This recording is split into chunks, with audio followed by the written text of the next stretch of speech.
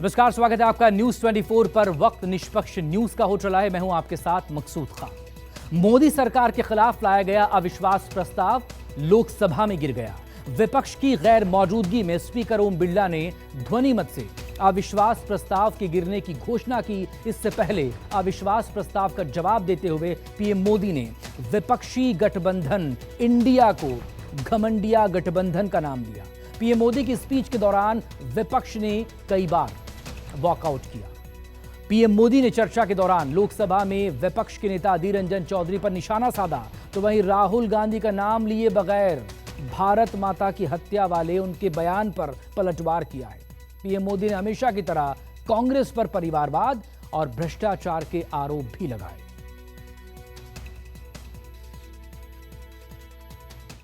देश की जनता ने हमारी सरकार के प्रति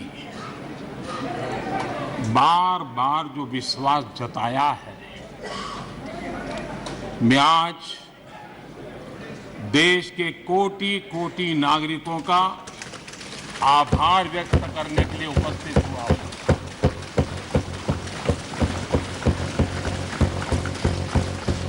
और अध्यक्ष जी कहते हैं भगवान बहुत दयालु है और भगवान की मर्जी होती है कि वो किसी न किसी के माध्यम से अपनी इच्छा की पूर्ति करता है, किसी न किसी को माध्यम बनाता है। मैं इसे भगवान का आशीर्वाद मानता हूं कि ईश्वर ने विपक्ष को सुझाया और वो प्रस्ताव लेकर आए। 2018 में भी ये ईश्वर का ही आदेश था, जब विपक्ष के मेरे साथी अविश्वास प्रस्ताव लेकर के आए थे। उस समय भी मैंने कहा था कि अविश्वास प्रस्ताव हमारी सरकार का फ्लोर टेस्ट नहीं है। मैंने उस दिन कहा था, बल्कि ये उन्हीं का फ्लोर टेस्ट है। जब मतदान हुआ तो विपक्ष के पास जितने वोट थे उतने वोट भी वो जमा नहीं कर पाए। एक तरह से विपक्ष का अविश्वास प्रस्ताव हमारे लिए शुभ होता है। और मैं आज देख रहा हूं कि आपने तय कर लिया है कि एनडीए और बीजेपी 2024 के चुनाव में पुराने सारे रिकॉर्ड तोड़ करके भव्य विजय के साथ जनता के आशीर्वाद से वापस आएंगे। विपक्ष के कुछ दलों के लिए उनके आचरण से, उनके व्यवहार से उन्होंने सिद्ध कर दिया है कि देश से ज्यादा उनके लिए दल है, देश से बड़ा दल है। आपको गरीब के भूख की चिंता नहीं है, सत्ता की भूख यही आपके दिमाग पे सवार है। आपको देश के युवाओं के भविष्य की परवाह नहीं है, आपको अपने राजनीतिक भविष्य की चिंता है। और इस अविश्वास पर प्रस्ताव पर भी आपने कैसी चर्चा की? और तो मैं तो देख रहा हूं सोशल मीडिया में आपके दरबारी भी बहुत दुखी है। यह हाल है आपका। और अध्यक्ष जी देखिए, मजा इस डिबेट का कि फील्डिंग विपक्ष ने ऑर्गेनाइज की, लेकिन चौके छक्के यहीं से लगे।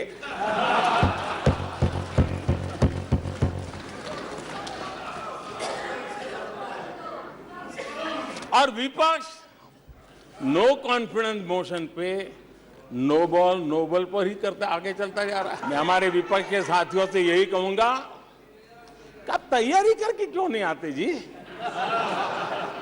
थोड़ी मेहनत कीजिए। और मैंने 5 साल दिया आपको मेहनत करने के लिए। 18 में कहा था कि 23 में आप आना, जरूर आना। 5 साल भी नहीं कर पाए आप लोग। क्या हाल है आप लोगों का। हर बार देश को आपने निराशा के सिवाय कुछ नहीं दिया है। जिनके वही खाते खुद के बिगड़े हुए हैं, वो भी हमसे हमारा हिसाब लिए फिरते हैं। इस अविश्वास प्रस्ताव में कुछ चीजें तो ऐसी विचित्र नजर आई जो न पहले कभी सुना है, न देखा है, न कभी कल्पना की है। सबसे बड़े विपक्षी दल के नेता को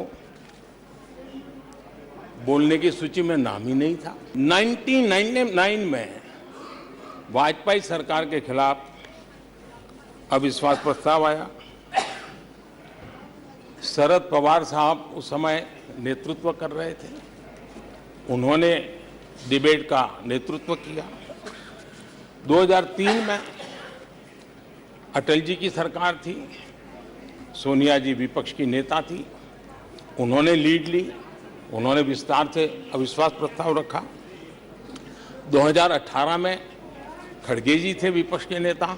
उन्होंने प्रोमिनेंटली विषय को आगे बढ़ाया। लेकिन इस बार अधीर बाबू को क्या हाल हो गया। उनकी पार्टी ने उन्हें बोलने का मौका नहीं दिया। ये तो कल अमित भाई ने बहुत जिम्मेवारी के साथ कहा कि भाई अच्छा नहीं लग रहा है, और आपकी उदारता थी कि उनका समय समाप्त हो गया था तो भी आपने उनको आज मौका दिया। लेकिन गुड़ का गोबर कैसे करना, उसमें ये माहिर है। जो सच्चाई दुनिया दूर से देख रही है, ये लोग यहां रहते हैं, दिखती नहीं है। अविश्वास और घमंड इनकी रगों में रस बस गया है। अब ये जो शुतुरमुर्ग अप्रोच है, इसके लिए तो देश क्या कर सकता है। जो पुरानी सोच वाले लोग रहते हैं, मैं उस सोच से सहमत नहीं हूं, लेकिन वो कहते हैं कि देखो भाई, जब कुछ शुभ होता है, कुछ मंगल होता है, घर में भी कोई अच्छा होता है, बच्चे भी कोई अच्छे कपड़े पहनता है, जरा साफ सुथरा होता है, तो काला टीका लगा देते हैं।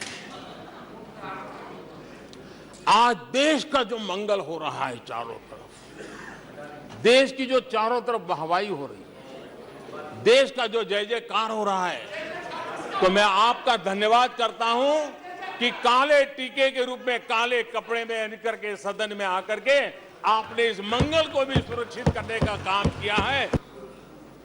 और वैसे तो लोग मुझे दिन रात कोसते रहते हैं, और उनके लिए तो सबसे प्रिय नारा क्या है?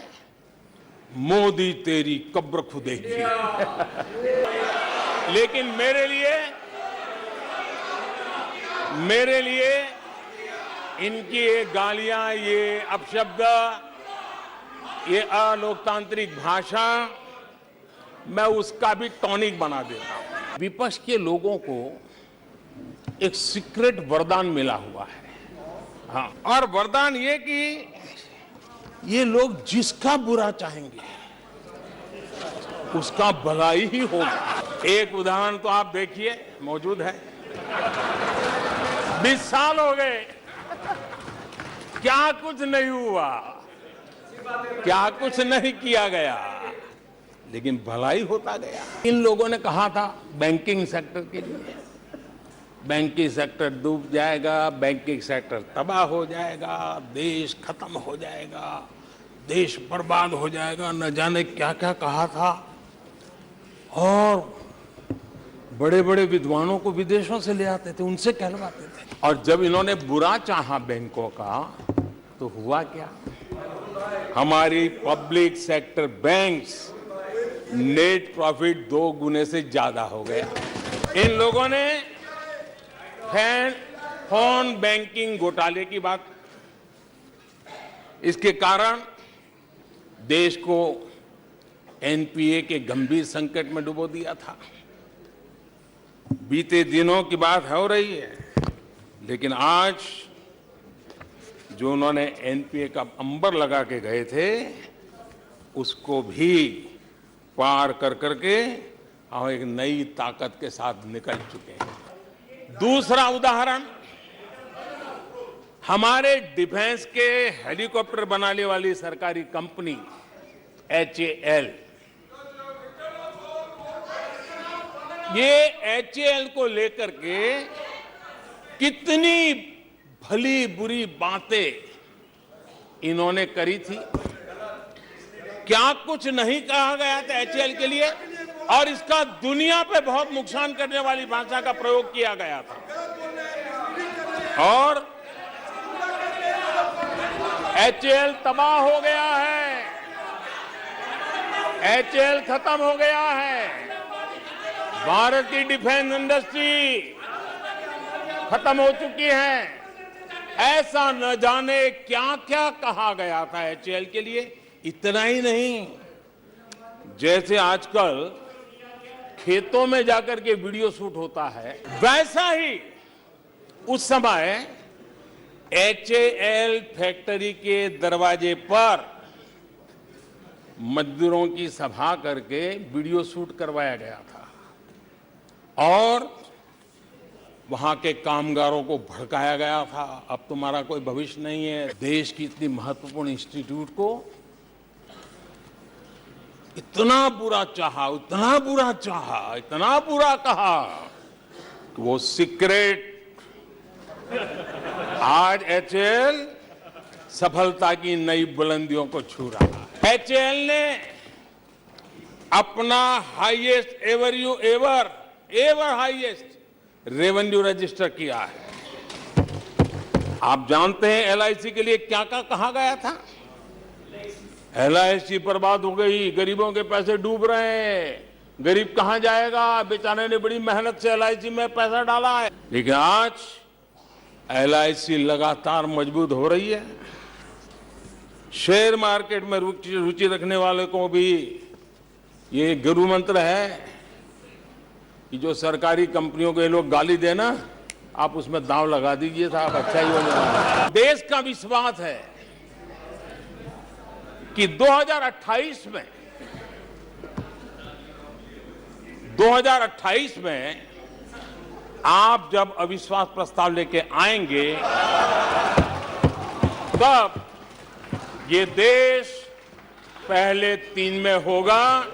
ये देश का विश्वास है। कांग्रेस पार्टी और उनके दोस्तों का इतिहास रहा है कि उन्हें भारत पर, भारत के सामर्थ्य पर कभी भी भरोसा नहीं रहा है। ये विश्वास किस पर करते थे? मैं जरा आज सदन को याद दिलाना चाहता हूं। पाकिस्तान सीमा पर हमले करता था, हमारे यहां आए दिन आतंकवादी भेजा जाता था और उसके बाद पाकिस्तान हाथ ऊपर करके मुकर जाता था, भाग जाता था, बोले हमारी तो कोई जिम्मेवारी नहीं है, कोई जिम्मा लेने को तैयार नहीं होता था। और इनका पाकिस्तान से ऐसा प्रेम था कि वो तुरंत पाकिस्तान की बातों पर विश्वास कर लेते थे। कश्मीर आतंकवाद की आग में दिन रात सुलग रहा था, जलता था, लेकिन कांग्रेस सरकार का काम कश्मीर के आम नागरिकों पर विश्वास नहीं था। वे विश्वास करते थे हुर्रियत पर। भारत ने आतंकवाद पर सर्जिकल स्ट्राइक किया, भारत ने एयर स्ट्राइक किया। इनको भारत की सेना पर भरोसा नहीं था, उनको दुश्मन के दावों पर भरोसा था। आज दुनिया में कोई भी भारत के लिए अपशब्द बोलता है तो इन्हें उस पर तुरंत विश्वास हो जाता है। कोरोना में की महामारी आई, भारत के वैज्ञानिकों ने मेड इन इंडिया वैक्सीन बनाया। उन्हें भारत के वैक्सीन पर भरोसा नहीं, उनको भारत के वैक्सीन पर भरोसा नहीं, विदेशी वैक्सीन पर भरोसा। ये इनकी सोच रही। हमारे विपक्ष के साथियों के प्रति अपनी संवेदना भी व्यक्त करना चाहता हूं। कुछ ही दिन पहले बेंगलुरु में आपने मिलजुल कर करीब करीब 1.5-2 दशक पुराने यूपीए का क्रियाकर्म किया है, उसका अंतिम संस्कार किया है। लोकतांत्रिक व्यवहार के मुताबिक मुझे तभी आपको सहानुभूति जरूर व्यक्त करनी चाहिए थी, संवेदना व्यक्त करनी चाहिए थी, लेकिन देरी में मेरा कसूर नहीं है, देरी में मेरा कसूर नहीं है, क्योंकि आप खुद ही एक और यूपीए का क्रियाकर्म कर रहे थे और दूसरी ओर जश्न भी मना रहे थे। और जश्न भी किस बात का? खंडहर पर नया प्लास्टर लगाने का। आप जश्न मना रहे थे खेल मशीन पर नया पेंट लगाने का। दशकों पुरानी खटारा गाड़ी को इलेक्ट्रिक व्हीकल दिखाने के लिए आपने इतना बड़ा मजमा लगाया था। पीढ़ी दर पीढ़ी ये लोग लाल मिर्च और हरी मिर्च का फर्क नहीं समझ पाए। जिन्हें सिर्फ नाम का सहारा है, उन्हीं के लिए कहा गया है, दूर युद्ध से भागते, दूर युद्ध से भागते, नाम रखा रणधीर। दूर युद्ध से भागते, नाम रखा रणधीर। भाग्य चंद्र की आज तक सोई है तकदीर। इनकी मुसीबत ऐसी है कि खुद को जिंदा रखने के लिए, खुद को जिंदा रखने के लिए इनको एनडीए का ही सहारा लेना पड़ा है। खुद को जिंदा रखने के लिए इन्हें एनडीए का ही सहारा लेना पड़ा है। लेकिन आदत के मुताबिक घमंड का जो आई है ना, आई वो उनको छोड़ता नहीं है और इसलिए एनडीए में 2 आई पिरो दिए, 2 घमंड के आई पिरो दिए। पहला आई 26 दलों का घमंड और दूसरा आई एक परिवार का घमंड। एनडीए भी चुरा लिया कुछ बचने के लिए और इंडिया के भी टुकड़े कर दिए। कांग्रेस की पहचान से जुड़ी कोई चीज उनकी अपनी नहीं है, कोई चीज उनकी अपनी नहीं। चुनाव चिन्ह से लेकर विचारों तक सब कुछ कांग्रेस अपना होने का दावा करती है, वो किसी और से लिया हुआ है। अपनी कमियों को ढकने के लिए चुनाव चिन्ह और विचारों को भी चुरा लिया। फिर भी जो बदलाव हुए हैं उसमें पार्टी का घमंड ही दिखता है। ये भी दिखता है कि 2014 से वो किस तरह डिनायल के मोड में है। पार्टी के संस्थापक कौन? एओ ह्यूम एक विदेशी थे जिन्होंने पार्टी बनाई। आप जानते हैं 1920 में भारत के स्वतंत्रता संग्राम को एक नई ऊर्जा मिली। 1920 में एक नया ध्वज मिला और देश ने उस ध्वज को अपना लिया। तो रातों रात कांग्रेस ने उस ध्वज की ताकत देख करके उसे भी छीन लिया और प्रतीक को देखा कि ये गाड़ी चलाने के लिए ठीक रहेगा। 1920 से खेल चल रहा है और उनको लगा कि तिरंगा झंडा देखेंगे तो लोग देखेंगे उनकी बात हो रही है। ये उन्होंने खेल किया।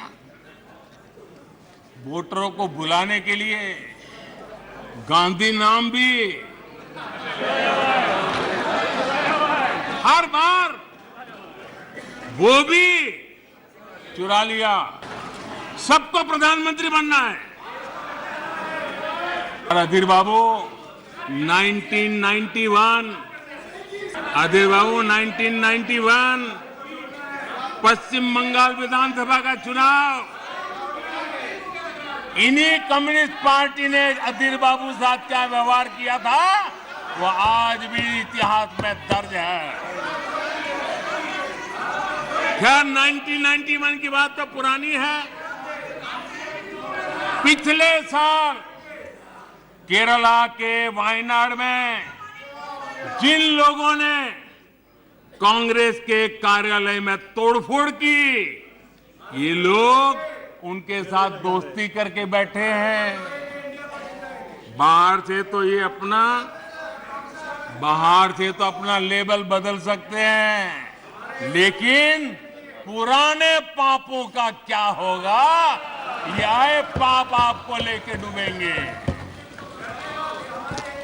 आप जनता जनार्दन से ये पाप कैसे छिपा पाओगे? आप नहीं छिपा सकते हो।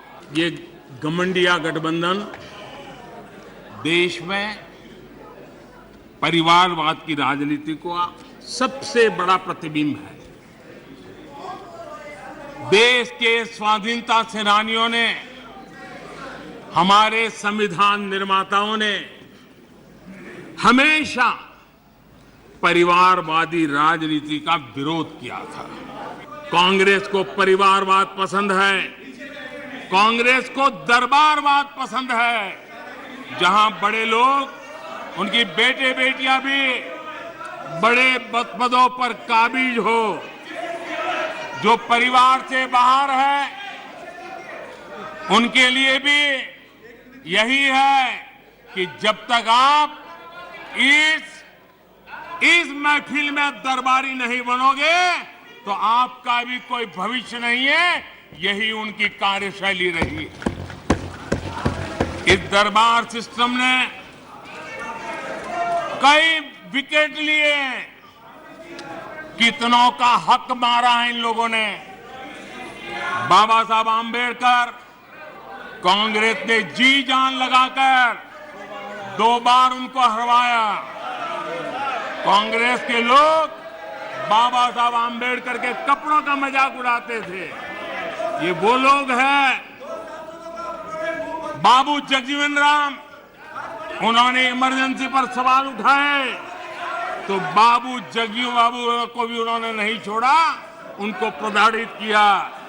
मोरारजी भाई देसाई, चरण सिंह, चंद्रशेखर जी, आप कितने ही नाम लीजिए, जो दरबारी नहीं थे, जो दरबारवाद से जुड़े नहीं थे, उनके पोर्ट्रेट तक पार्लियामेंट में लगाने से इनको झिझक होती थी। किसी भी देश के जीवन में, इतिहास में एक समय ऐसा आता है जब वो पुरानी बंदिशों को तोड़ करके एक नई ऊर्जा के साथ, नए उमंग के साथ, नए सपनों के साथ, नए संकल्प के साथ आगे बढ़ने के लिए कदम उठा लेता है। 21वीं सदी का ये कालखंड, और मैं बड़ी गंभीरता से इस पवित्र लोकतंत्र के मंदिर में बोल रहा हूं और लंबे अनुभव के बाद बोल रहा हूं कि ये कालखंड सदी का ये वो कालखंड है जो भारत के लिए हर सपने सिद्ध करने का अवसर हमारे चरण पे। और हम सब ऐसे टाइम पीरियड में हैं, चाहे हम हैं चाहे आप हैं, देश के कोटि कोटि जन है, ये टाइम पीरियड बहुत अहम है, बड़ा महत्वपूर्ण है बदलते हुए विश्व में। और मैं इन शब्दों को भी बड़े विश्वास से कहना चाहता हूं कि ये कालखंड जो घड़ेगा उसका प्रभाव इस देश पर आने वाले 1000 साल तक रहने वाला है।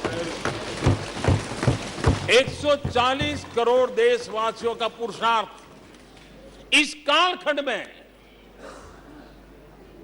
अपने पराक्रम से, अपने पुरुषार्थ से, अपनी शक्ति से, अपने सामर्थ्य से जो करेगा वो आने वाले 1000 साल की मजबूत नींव रखने वाला है।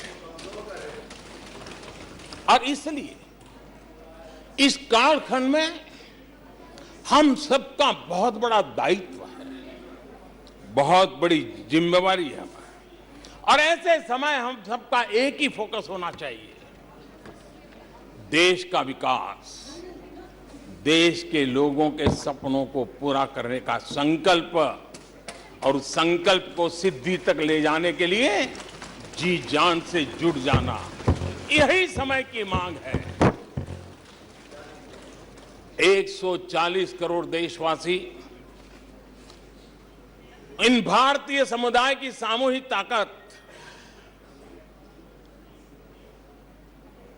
हमें उस ऊंचाई पर पहुंचा सकती है। हमारे देश की युवा पीढ़ी का सामर्थ्य, आज विश्व ने उनका लोहा माना हुआ है, हम उन पे भरोसा करें। ये हमारी युवा पीढ़ी भी जो सपने देख रही है, वो सपनों को संकल्प के साथ सिद्धि तक पहुंचाने का सामर्थ्य रखती हैं।